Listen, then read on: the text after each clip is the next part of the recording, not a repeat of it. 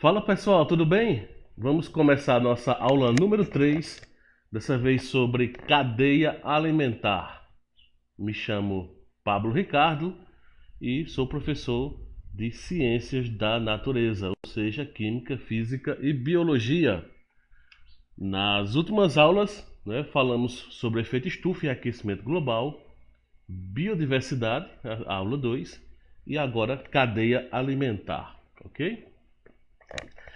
Cadeia alimentar, portanto, de forma bem objetiva,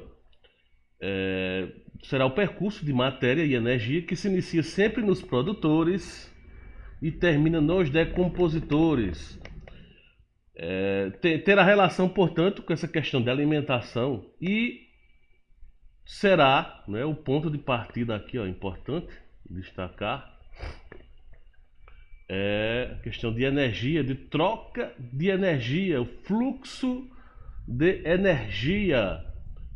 A cadeia alimentar nada mais vai ser, de forma bem simplificada, um fluxo de energia, Haverá uma absorção de nutrientes de um indivíduo, vai para o outro e ocorrerá uma transferência de energia. Sempre estaremos falando de energia. O caso aqui, lógico, uma charge, o menor servindo de alimento para o maior e assim sucessivamente. E que até brincam, olha, furou a fila. E que também ocorre isso. Então, toda vez que se falar em cadeia alimentar, não vai ser uma coisa fixa, ok, pessoal? Não vai ser aquela coisa, tem que seguir aquele padrão. Vamos ver daqui a pouco exemplos disso, que não vai seguir uma filinha. Mas a cadeia alimentar sempre vai ter também que ter, portanto, uma interação entre os indivíduos. Equilíbrio, é o correto ter equilíbrio, que sempre vai ter equilíbrio. Nós já vimos em aulas passadas que é muito comum a interação, e principalmente humana, que vai interferir nisso, mas em situações ditas normais, equilíbrio. E também interessa a questão de troca, transporte de energia. Então, cadeia alimentar, ocorrerá uma interação. Essa interação normalmente será em equilíbrio e terá troca e transporte ou transporte de energia. E aqui nós estamos vendo um exemplo,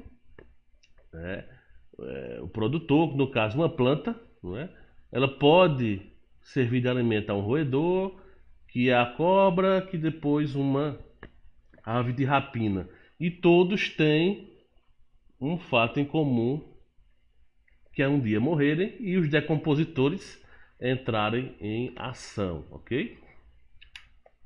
Os produtores vão ser, em sua maioria, plantas, porém, normalmente, quando se fala em produtor, se fala em planta. Só que também as algas estão presentes, ok? Então são seres autótrofos, até botei um asterisco, que produzem seu próprio alimento. Heterótrofo, aquele que necessita de um outro ser, ele vai se alimentar daquele outro ser, heterótrofo. Ou seja, todos os consumidores serão heterótrofos, ok? E seres autótrofos produzem seu alimento. E aí autótrofos clorofilados realizam processo de fotossíntese.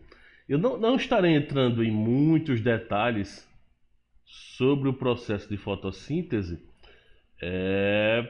porque em mais aulas lá na frente vamos falar sobre o processo de fotossíntese em detalhes, ok? Mas aí, resumido, gás carbônico, água e luz irão interagir, luz, gás carbônico, água, e produzirão glicose, um tipo de açúcar, e liberação de oxigênio. Esse açúcar é que será responsável em a planta obter a energia. Parte dessa energia vai ser consumida, evidentemente, pela planta, e uma parte vai ser armazenada normalmente através de amido, um tipo mais de condensado dessas glicoses, vão se condensar, formando o amido, ok? E aí normalmente armazenado lá na nossa raiz. Produtores, portanto, seres autótrofos, quase não sai, plantas e algas, e que realizam fotossíntese. Estou um pouco gripado, mas vamos lá. Consumidores, então, vão ser aqueles que vão consumir de forma direta os produtores ou não. Então, se alimentam dos produtores ou se alimentam dos consumidores. Ok? Aqui é um exemplo do projeto Bichos da Caatinga, no qual, inclusive, sou um dos pesquisadores fundadores, né, desse projeto. Acesse lá, né, Facebook e Instagram, Bichos da Caatinga. Vocês vão ver a quantidade enorme de imagens. E a raposa, né, um exemplo, tanto se alimenta de produtor como de consumidor, que é o próximo exemplo. Vocês vão, daqui a pouco, vão entender melhor. E aí nós vamos ter os decompositores. Sim, só informação, certo? Consumidor, ele pode ser consumidor primário, secundário, terciário e até, não é muito comum ser utilizado, mas até quaternário, ou acima disso, né? Ou consumidor, de uma forma geral. Aqui estamos vendo duas imagens de uma bactéria à direita de um fungo, né? Que são seres decompositores. Um bacilo de decomposição, a bactéria, e à direita um fungo decompositor de frutas cítricas, ok? E aí embaixo, inclusive, a origem dessas fotos. O importante destacar é que o decompositor ele vai entrar em qualquer processo da cadeia, seja produtor ou consumidor, não interessa. O indivíduo morreu, decompositor entra em ação, ok? Bem objetivo essa parte. E aí um exemplo de cadeia alimentar, aqui a fruta do xique-xique, né? O pessoal também chama de alastrado, o casaca de couro, o pássaro, né? Aqui é um jaguarundi ou gato morisco, um filhote, jararaca, calango do rabo vermelho e mocó. E aí um exemplo, digamos que essa fruta ela sirva de alimento para o pássaro, que o pássaro serve de alimento para a cobra, não esse tipo especificamente, né, a jararaca, não sei se vai servir de alimento para o jaguarundi, mas outros tipos de cobra sim serve de alimento para o jaguarundi.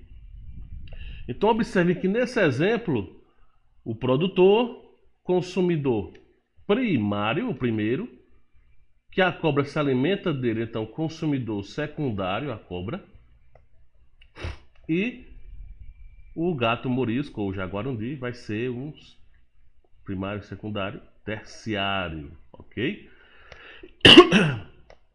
Desculpa mais uma vez, eu vou nem pedir mais desculpa da minha tosse, já vão saber que é o resfriado. Pode acontecer também, olha, o mocó, né, se alimenta e já servir alimento direto, olha, para o jaguarundi, é possível, ok? Então, ou por exemplo, essa interação aqui, vir para cá, né, se alimentar aqui e até depois servir até de alimento mais uma vez, já que o jaguarundi também se alimenta. Então o jaguarundi, por exemplo, preste atenção, ele está lá no topo, né? É um felino. Os felinos, no caso da caatinga, jaguarundi, gato do mato, vão ser indivíduos que vão estar na parte mais acima da cadeia alimentar, do processo da teia alimentar, certo?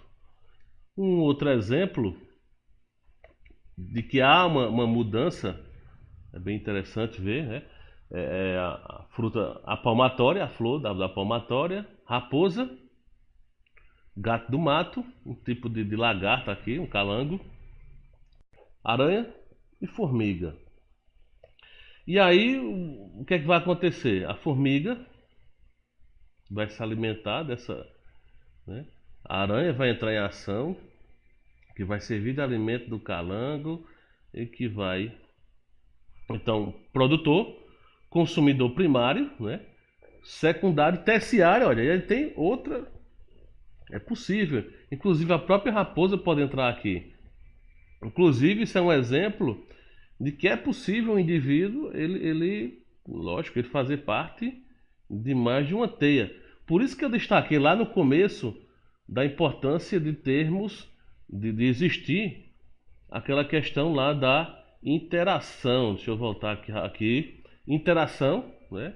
Equilíbrio e a troca, né, de energia, que é a próxima, inclusive agora, que nós vamos falar.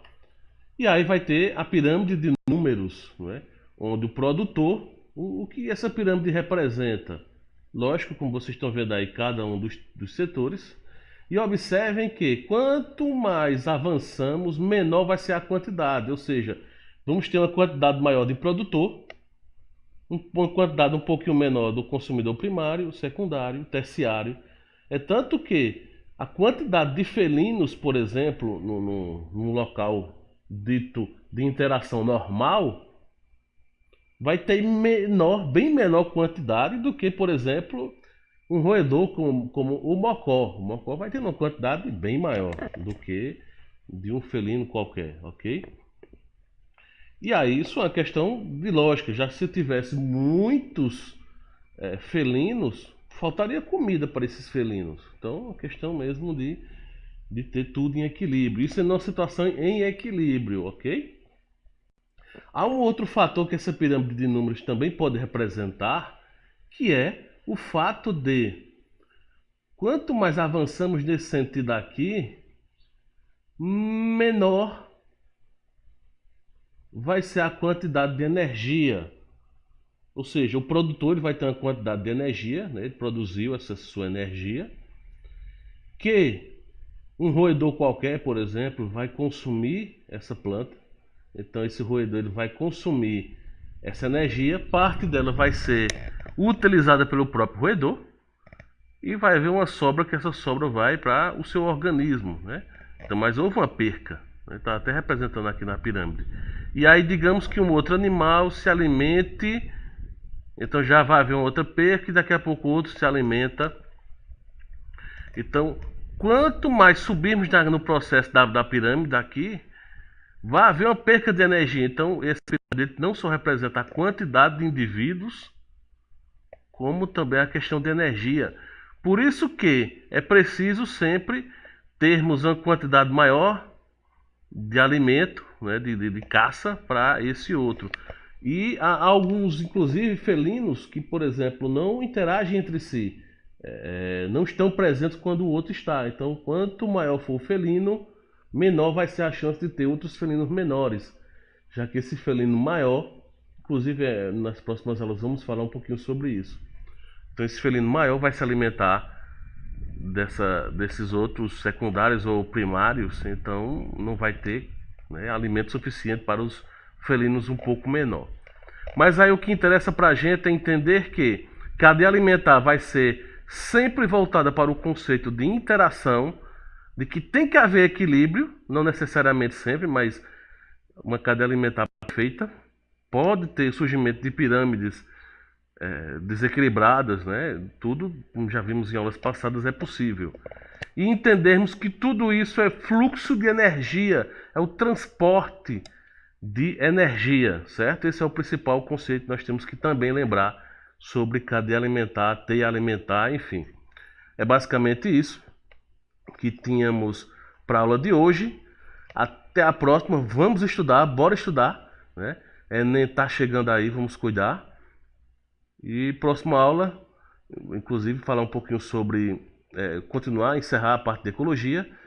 E curta o nosso vídeo, canal, né? Qualquer dúvida nos procure também, deixe comentários. E no mais é até isso, né? E até mais. Até a próxima.